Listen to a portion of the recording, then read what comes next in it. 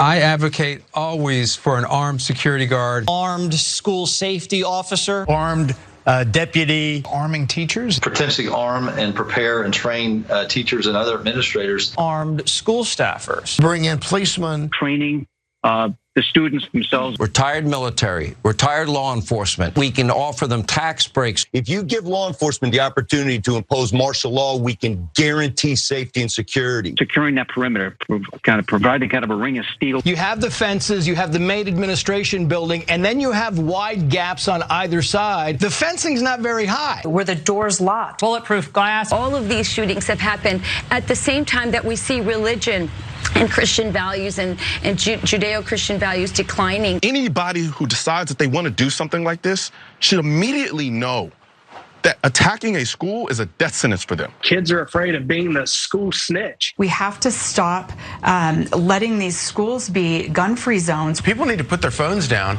and get to know the person next to them. We have spent billions of dollars on COVID-related measures for our schools. Let's take some of that money and divert it over to hardening these soft targets. A lot of these private schools, they take security way more serious.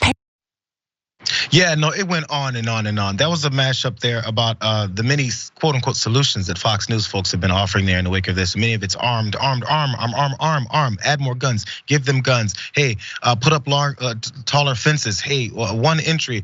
Hey, barricades on doors. Okay, so all that is part of their solutions. It continued on for just as long as that on the back end of these types of things. But they talk about arming people, more security guards, more officers, guns. You know what's crazy? And first, I'm gonna give you guys a warning because this was the traumatic moment that many parents were trying, as they were trying to get to their children, as the shooter was in the school committing his violent acts. This is what police officers, armed police officers that were at the scene that apparently we need to have at every school were doing. Watch.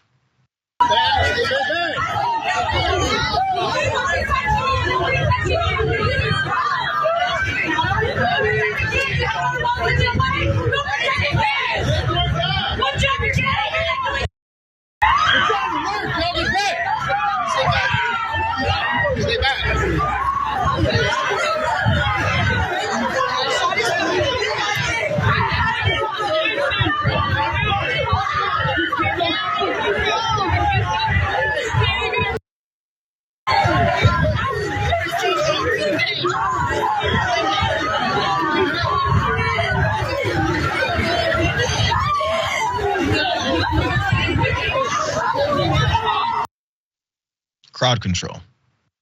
That's what those officers are doing, keeping parents from trying to get to their children if they wanted to, or it may be a better idea. They go.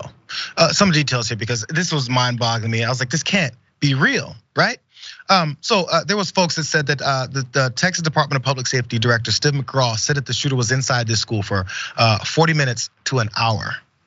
And they were outside doing things like this. So after the shooter made it into the school, he barricaded himself into two adjoining classrooms and was doing all of his damage there. So there's a law enforcement official familiar with the situation told the AP that the Border Patrol agents had trouble breaching the classroom door and had to get a staff member to open the room with a key. That was Border Patrol agents. We're talking about these cops here. Also, Texas Governor Greg Abbott also insisted the school shooting, the deadliest since 20 kids and 6 adults were killed in Sandy Hook in 2012, could have been worse, he said, without the officer's response. I saw that all his officers' response. Also, local police, state police, and 80 Border Patrol officers swarmed to the scene there, and 4 of the 80 Border Patrol officers entered the school and killed Ramos, the shooter, according to a Customs and Border Protection official. So Dan, again, I'm hoping there's some other kind of story or there's some kind of an explanation that's gonna come from them, even if it's a bad one. I'm looking for what it is that they thought they were supposed to do once they showed up. And also for the people asking for all these solutions, they tell us the Democratic plans don't work. We're looking at one of the ones that you keep saying we should do. It didn't work. Now what? Exactly, now what? And so I was laughing kind of, in a dark way. Of course, this is a terrible story, but like when you see that nothing happens repeatedly and you're a student who grows up on like the tail end of all this stuff happening, where like all the students after me, my niece and nephew, have active shooter drills at their schools now. So this is just a part of the thing. You have to get this sort of gallows humor to it. But they're listing all these different programs and things that are supposed to be these conservative solutions to it. And I kept just smugly wanting to go, how are you gonna pay for it?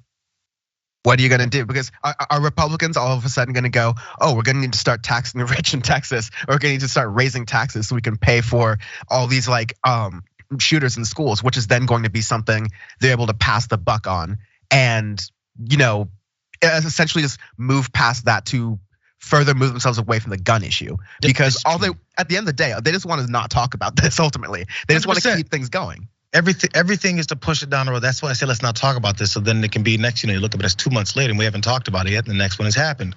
By the way, the next prominent one has happened because there's definitely more in between those 2 months. This is of course is the game plan, and they're gonna keep trying it. I would love for that question to be asked every time. More guns, more guards, more guns, more guards. Barricade, tripwire, trap doors, snakes in a pit. All this stuff they want to implement in these schools. Okay. So whose taxes are gonna get raised? Ted Cruz? It's their points don't make sense because it's not supposed to. It's just supposed to get you to move past your anger and your sadness and your desire for them to do something, and then maybe you'll just forget about it.